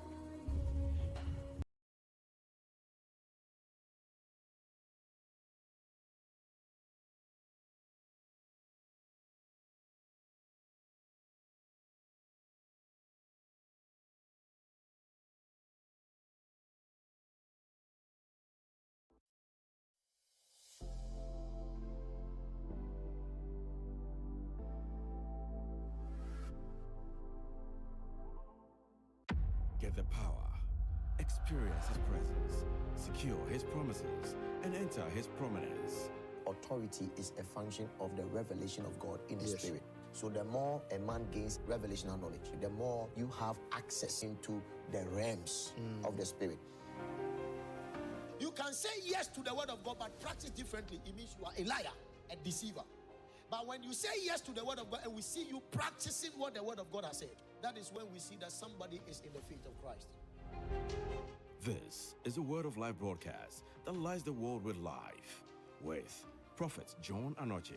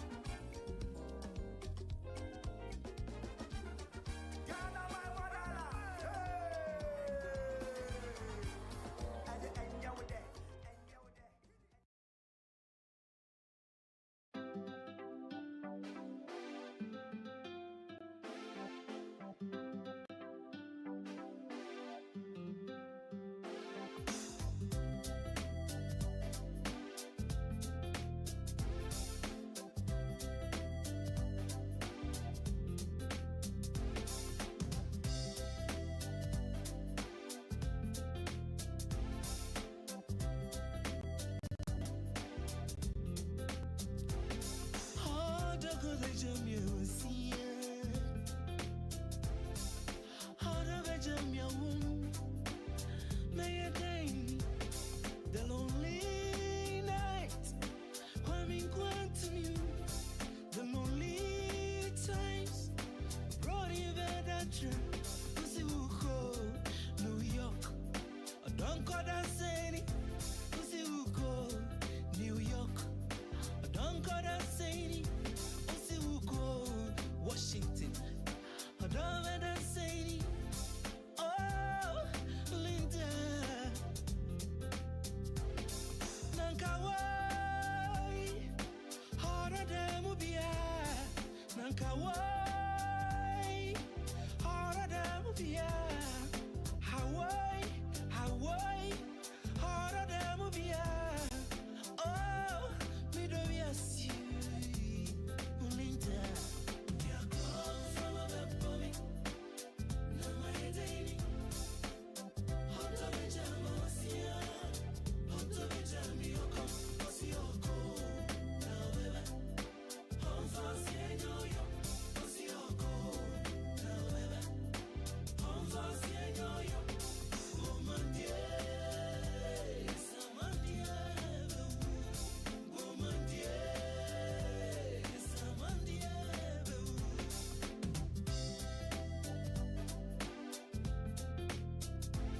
How to be convenience and some of me mind in having dream munisio before some years. Oh, me to you see what I say. See, cause I'm the boy. Brought is your baby, biaba, and me went to her. If only a boy, me need that you.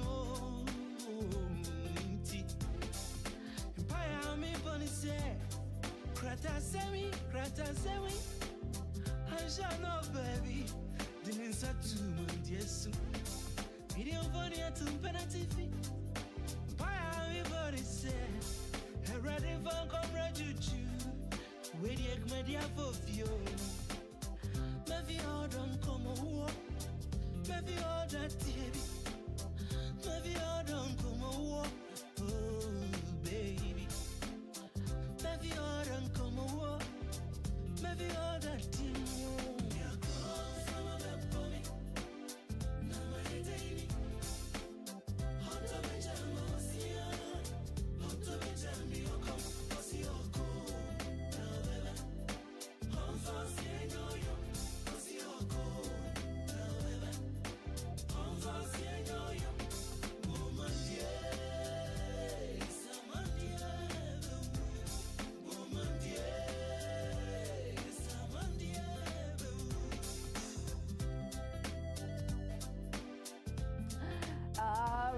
Hi, everybody. That's a very beautiful song from For Real, yes, For Real Ponsa.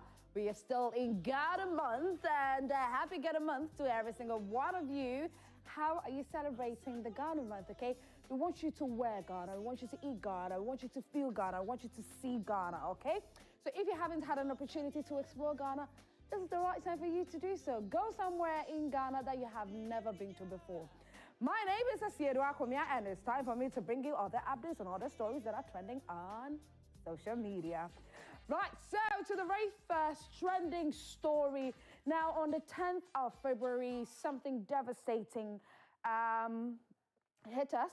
Quite a number of us who had the opportunity of visiting the Drapa Dubai resorts, Royal Cozy Resorts. It was quite personal after we heard the death of the owner, Mr. Eric Johnson, who was stabbed multiple times. But I know that quite a number of you have been waiting for updates in relation to the story. And so there has been some updates. So many stories were coming up in relation to whom exactly, or the people that were culpable to this very dubious act. And unfortunately, the former human resource manager of the resort or of the hotel is in the grips of the police currently, and has allegedly, okay, so allegedly a Wa District Court has, he's in the grips of the police, like I said earlier.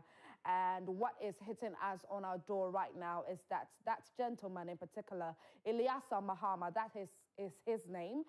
He's the former human resource manager, and that he and his girlfriend were behind the death, allegedly the death of Mr. Eric Johnson. And so that's what we are hearing, allegedly. And like I said, he's in the grips of the police, but his girlfriend, who is known as Belinda Miller, is also in the grips of the police currently, but is awaiting to be before the courts on April 15 for her verdict also. And so that's what we are waiting for. But unfortunately, the whole story surrounding the reason these individuals decided to do this is quite alarming, knowing that on February 9, which was the day before the death of Mr. Eric Johnson, Ilyasa Mahama, who was the former human resource manager, was sacked from the hotel with Belinda Miller, who was a girlfriend, and some other ladies at the hotel were also sacked. And the reason behind Ilyasa being sacked from the hotel was because it was being reported that he was having some uncalled for relationships with not just one female staff, but about 2 or 3. Interna okeka omuti bom ewo hotel. And the hotel management said, no, we cannot condone this act in this premises, and so you would have to go. And so on February 9, 2024, he and some ladies who are 4 in number were sacked from the hotel. And on February 10, we heard of the unfortunate death of Mr. Eric Johnson. The means with which this act was done is very heartbreaking. The police found an aluminium ladder behind the fenced wall of the residence of Mr. Eric Johnson, which is a presidential villa at the resort. And not just that, this gentleman used the master key. But police is also reporting that this is what is being alleged, that one night, on the 9th of February 10, this individual, Eliasa, decided that, although he's with his girlfriend, who is called Loretta, into the normal honor, and he was like, I'm going out to get food and come back. But the lady also said that, when Eliasa went, or China, Eliasa wasn't coming back. And so she fell asleep. It was in the late hours into the night that she woke up and saw Eliasa come back into the house, but he had wrapped towel around. That's the only attire that he had on, wrapped towel. And then he had a cut in his right hand, and he had bandaged it. She asked, okay, how come do you have a bandaged hand? And he said that, when he was trying to open the door, he had a cut in his hand. But he also told the police that he was cutting vegetables and then he had a cut in his palm. And the police too said that, but we know that you are not left-handed. One said, vegetables. I mean, he said, left-handed, vegetables. You are right-handed. So how come you're right-handed? No, it is not your left-handed that you have the cut, but rather your right hand. So all these things put together and a whole lot of other things, calling Belinda to ask exactly where the master key to Mr. Eric Johnson's room in the presidential villa can be found. I mean, there are records, phone records of that whole conversation and everything. And so it has been alleged that Eliasa Mahama and his girlfriend connived to murder Mr. Eric Johnson, who is the owner of the Royal Cozy Hill Resort in Jirapa, popularly called Jirapa, Dubai. Right, yeah. So far, that's the updates that we have for you in relation to this story. Let's move away from that. Let's go to the next trending story. Way and Kat, and this we will be excited about it, but it's quite funny. It's quite funny because a drunk driver hits a car, all right, and right here in Kukumlimli. And this driver, instead of owning up to this act, said that the victim of the accident can't do anything to him. I mean, he did own up to the fact that he was drunk and everything, but he was saying that just say nipa na wode ne car na kobono no untimi nya me hute untimi nya me. But take a look at the video.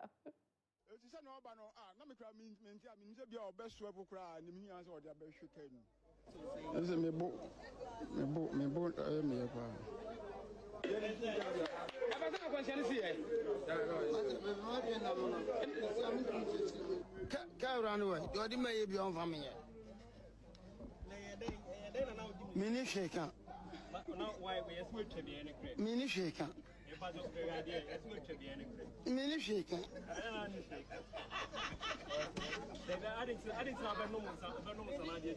Man, I got something.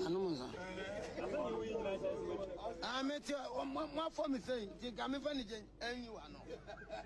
First, I'm going to of your over Christia, and I've interviewed me. A woman so be a one card yet, Nimum, a driver near no tree, a Nizan Amerano was in a boat and a yenia. Now was saying Emma Bebri and so our Hanum. Asabo. Or say your person in the So we have some messages from this video. Let's read them. Man is smart. He had to plead the fifth. Yeah, I don't have anything to say. He doesn't have anything to say. Next one says, Bryce says, drunk driving in Canada is jail term and banned from driving for life. You cannot drive under influence of alcohol, and when you cause an accident, you'll be saying stupid things. Okay. Boga says he will lose his job as a driver and blame the devil for his predicament. Let's wait till he becomes okay, and there he will understand what MDK meant by in La Hustle music. Okay. Nehu Mashoud says, like they slapped the alcohol out of him, he will have something to say. Okay, so that's it for this particular story. So the next trending story.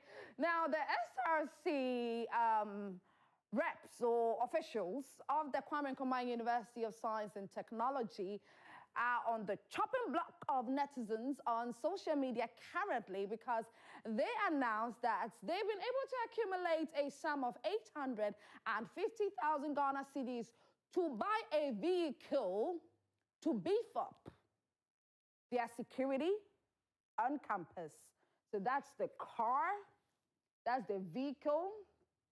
And so because they want more security, they decided that, okay, 850,000 Ghana cedis worth this car should be used to beef up the security of students on campus.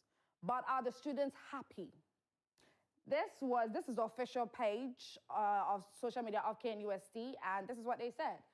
That the KNUST SRC has purchased a brand new Toyota hard-body LX pickup amounting to 850,000 Ghana cedis to help beef up security on campus. The purchase of the vehicle was made through 350,000 Ghana cedis and 500,000 Ghana cedis contributions by the Eboa Regional-led administration of 2021 and the Frank Deborah administration of 2022, respectively. The vehicle was commissioned by the Yvonne NK-led administration in the presence of the KNUST management, leadership of the Eboa Regional Administration, and the Frank Deborah and we will chop you up. But well, let's read some comments. Highest is laughing hysterically, as you can see on the emojis. August says, Aboboya 8.5 billion. Adding, Bachowe, and Yaboboya. Kim Max says, pick up why 8 billion. Adding, Land Cruiser V is crying, saying, hey. And Albert Nat High says, do not give power to a woman. Hey. Nungwa Kadibi says, the same car in the picture or different one day. Mpacho, who say yade ribbons abu boom. And who's one no mujina. It's the same car, please. Next one, Nungwa Brenner Boy says, if you ever think the youth will make the nation better, look at your SRC administration in various universities. And Sergio says, like, make them buy 4 Uber do business on campus, give the SRC. Abdul says, I don't believe these figures. Castle Legend says, this can be 8.5 billion. Hey, hey. Ahmed says, I beg, how much be Helix 2022 model? Son of Glory. I pray they don't go and park it at Katanga while students get robbed most times off campus. Lawyer Drake says, did I hear someone shout A? You are saying A. They play. 8.5 billion for a car that wouldn't do anything for us there. Slow. You see how the explanation plenty? If you don't take care, you might get quite confused and all that. Okay, so but that's it. That's it for the What's Trending segment today with me, Asiedua Akumia. But it's time for me to celebrate you, okay? It's time for birthday, so so before we get into our birthday messages, you know that during Newsflash, yes, we saw all the messages that you were bringing in, but we'll be doing you harm if you do not read your messages, wouldn't we? And so let's read our very first message. Okay. All right. Let me take this one. This is from one of our guests, Adele Umar. And says, okay, let's go today. Okay. These guys are just cunning. There is no doom saw. It's quite similar to 1, we won't go to IMF. 2, there will be no haircuts. 3, we shall not use state money for cathedral. 4, we will not accept LGBTQ. Yes, they are not signing. 1 can keep mentioning till 6 p.m. Follow these people without planning your light usage to your own detriment. Greetings to my uncle, Mr. Jantua, my immediate brother, Metal Nunu, and my half-brother Stalin, the bad boy. Good morning, Rosalie. Okay, yeah, let's do this one. Good morning. I want to recommend the ECG for the great job they're doing for the nation. The ECG Contact Center is #1 when it comes to communication. Anytime I reach out to them, they quickly respond. Thumbs up for doing a great job. Well said, Stallone. You are doing great. God bless the MPP from Chris inside Ablekuma West. People want to draw us back, the MPP, to the moments of doomsday, but I want to state categorically that we are not experiencing doomsday. What we are experiencing are intermittent challenges. Wait, we have heard you. Okay, let's take this one. Good morning. It's your boy, Sheikha Donzi. Please tell Okoboy to go and pay NHIS providers. Let me take this one. Ghanaians, we love ourselves so much that's why your panels are not politicizing the issue of the doctors. It's only MPP, neck and butterfly, who wants to divide us, but they lie. Next one, Rosie. Okay, good morning, Rosie, and your panelists, especially my inspirational lawyer, Jan Tua. Please, can you go back and watch the 2020 presidential declaration, or better still, show it now, and you will be shocked. It was a pre-recorded declaration because during Dr. Afari-Jan and Charlotte's era, we all saw the international media in the declaration room and their microphones placed on the EC's desk. But in 2020 declaration, it was only, and I repeat, only one microphone on her desk, and she greeted good afternoon instead of good evening. And no questions were posed to her from domestic and international journalists, as we have all been witnessing since 1992. How can an EC official publicly say NDC is a threat to democracy? UK1 Atibia Kwawu. Rosie, please, the nurses and midwives are even in state of confusion and mental instability if it comes to our accommodation and welfare, because we are with the clients 24/7. But our conditions of service is nothing writing home about. Just look at the current utility bills and the stipends given as salary.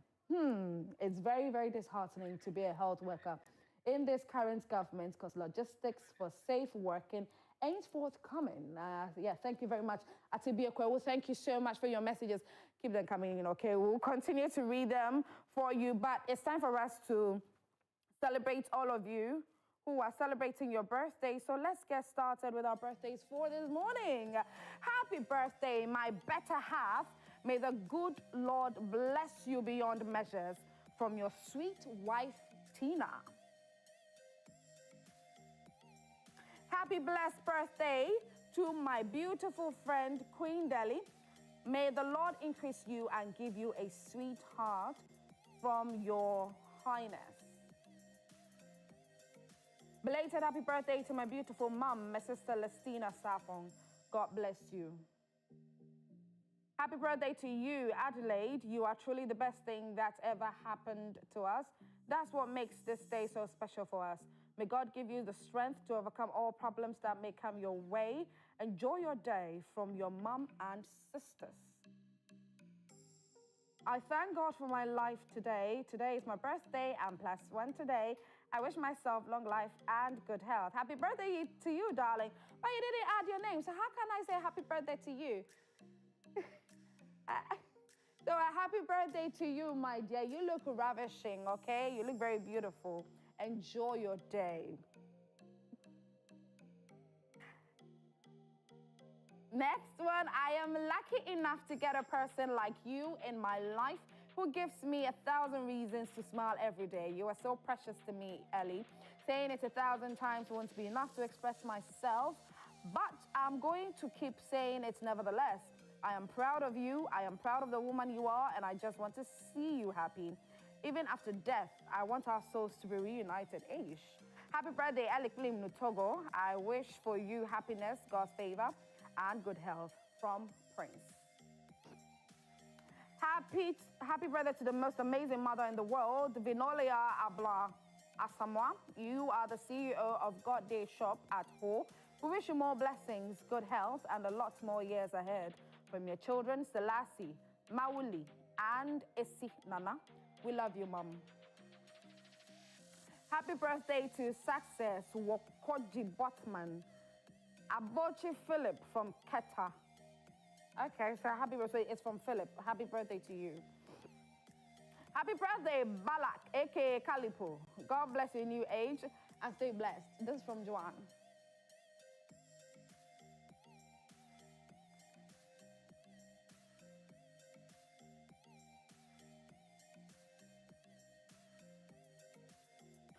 Happy birthday, my friend from Sewa Dunkwa Health Center, Western Region. Okay, happy birthday to you.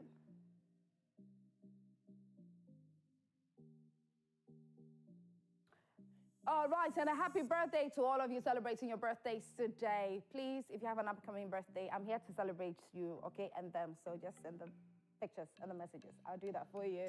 My name is Situating, and here is the end to What's Trending segment. But let's not forget that we have a very interesting book to dissect and really understand and really show you the reason that you need to purchase the book, and that is Letter of Hope to My Younger Self. We are talking all about mental health. People who have had challenges or who have challenges with mental health have shared their journey, their stories in this book, and the authors will be in the building to talk about that book. And we have some sports for you, and we have, the conversation on umbilical cord and placenta. So what are some of the myths that you've heard or you believe when it comes to the umbilical cord or the placenta? Our messages, our WhatsApp number is open. Go on Facebook in our comment section. Start sending the questions in. We'll ask it all for you right here on Prime Morning. My name is Situating. Do stay tuned. We'll be right back.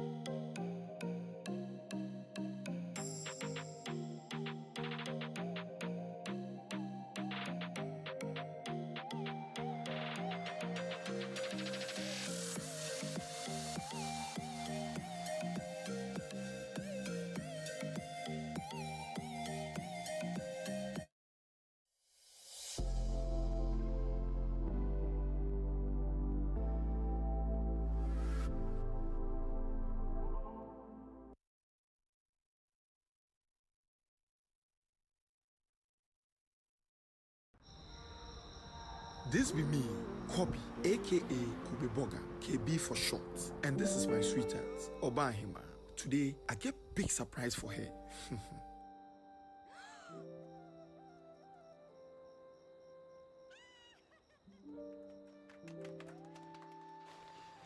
Charlie, gone are the days I couldn't spoil my girl. Now I'm engaged to the woman of my dreams. Don't just look at my success. To get here, I had to follow the process. Out of nowhere, I lost my job. But I believe in humble beginnings. I got an idea that I knew I could grow. I started from a small setup, then invested in growing my own coconuts. I then grew my product lines. Now, I sell to many supermarkets in the country.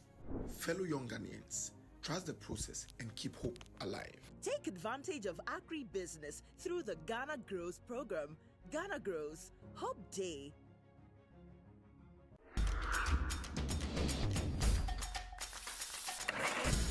Welcome to the sizzling world of Big Chef Season 3, where our young chefs turn up the heat and whip up culinary masterpieces that will have your taste buds tingling. Our young chefs dazzle with your innovative recipes and mouth-watering creations that will provoke your senses and have you craving for more. From high fives to group hugs, these kids share laughter, friendship, and the joy of cooking together. And that's the true recipe for pure happiness. Tune in to Joy Prime every Sunday at 5 p.m. and follow us on our socials for all the delicious details as we cook up the fun together. Big Chef, good meals by kids. Proudly sponsored by Fortune Rice, Frito Cooking Oil, Indomie, Flora Tissues, Tasty Tom, Kiki Juice Drink, Makana Market, and Arome 3 Lions.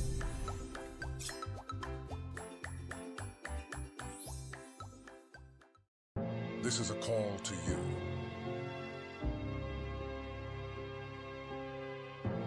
The dreamers.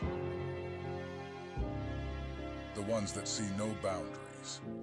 Dreamers take a chance. The explorers that chart their own path. Unlock the vibes, connect the energy. The ones that dare to challenge the status quo. Get connected, feel the When others try to think outside the box, you wonder, what box? catch the wave, enjoy the ride. To the architects of their journeys. Every connection is an opportunity to explore every experience. This is your call to adventure. Your journey begins here. Be bold, be daring, be free. Connecting passions, connecting dreams, connecting ambitions. Telecel, connecting energy.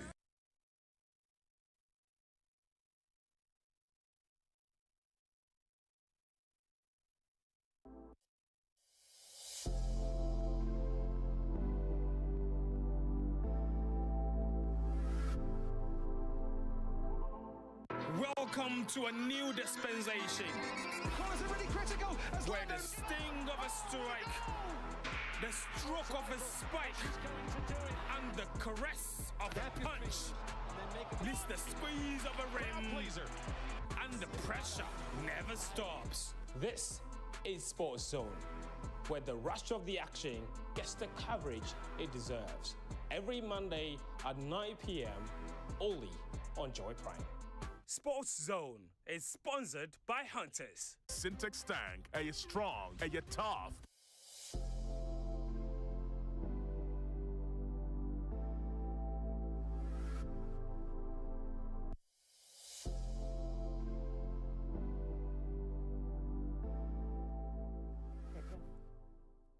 Welcome back to Prime Morning. And I did say earlier before we went on that very quick break that we have a very interesting book to share with you. I will want to give you the reason you need to purchase this book. And it's all about mental health. You know that right here on Prime Morning. Last year, we started a series and we were trying to bring the awareness. In fact, we did bring the awareness on mental health. Certain circumstances that people go through that affects their mental health. And it was amazing. We had so many callers. We had so many stories. Thank you so much. We are definitely bringing you a season 2 this year in the month of June. So gear yourself up for that. But this particular book has some amazing stories in there that I know that you would love to read about. And I have the author seated with me this morning. We're going to have one of the contributors of the book join us via Zoom for us to, delve deeper into her part that she contributed into making this book very, very whole for us to have. And so my guests are in the person of Zoe Baraka and Abba Kato Anda. Kato Anda. Kato, okay. Kato, okay. Abba Kato Anda, you are the authors. Yes, we are. Of the book Letters of Hope to My Younger Self. I started reading it, and some of the stories are just incredible. Very incredible. You would never know that somebody, let me give for instance, Victor Bampo, the very first one in the book. I mean, looking at something that happened to him at birth caused what he went through when it comes to his mental health. And you want me to give it away? Go and get the book. But let's talk about the motivation or the drive. What made you come together to say, let's put together this amazing book? Yeah. Well, first of all, thank you for having us. Right. It's a real privilege to be here. So I am a mental health professional. I'm a psychotherapist. Yeah. And I wrote another book 3 years ago called Reflections of a Hope Monger. And so my platform has been hope. And talking about mental health, hope is an essential ingredient to mental health. When people are depressed, when people are suicidal, the thing that goes away is hope, right? And so when we can give people hope, it gives them the motivation to push on. And it even takes us to the science of hope. You know, oftentimes we think of hope as an emotion. No, the science of hope says this: hope is the belief that tomorrow will be better and that I have a role to play in it. And so which is where storytelling is powerful, because we give these situations and encourage people to say, you know what, you can think differently and begin to hope differently and get a different outcome. But the point being, though, that hope was a platform. On social media, Zoe has a show called To My Younger Self. And so we began to collaborate with a group of other people. We called ourselves the Hope Family. Okay. And so during COVID times, we'd come on about once a month or so, and we do these shows called Brewing Hope. And we talk about mental health in women, mental health in men, mental health in the holidays, you know, and mental health in Black people, because we're both based in the States, and they resonated so much with people. Right. And then one day, although you carry on from that. Right, well, and I'm a filmmaker, Taylor. Okay. And so one day, I guess we finished this Hope Brewing talk show, and our Hope siblings, as we call them, because every time Abba and I get together, there's just so many stories to share around. Just every tiny situation has, hey, let me tell you a story. Right. Let me tell you a story. And so our Hope siblings said, you guys should collaborate. You have so many stories in between you and all that. And we didn't think much about it, because we both were busy working and all that. And then, of course, I lost my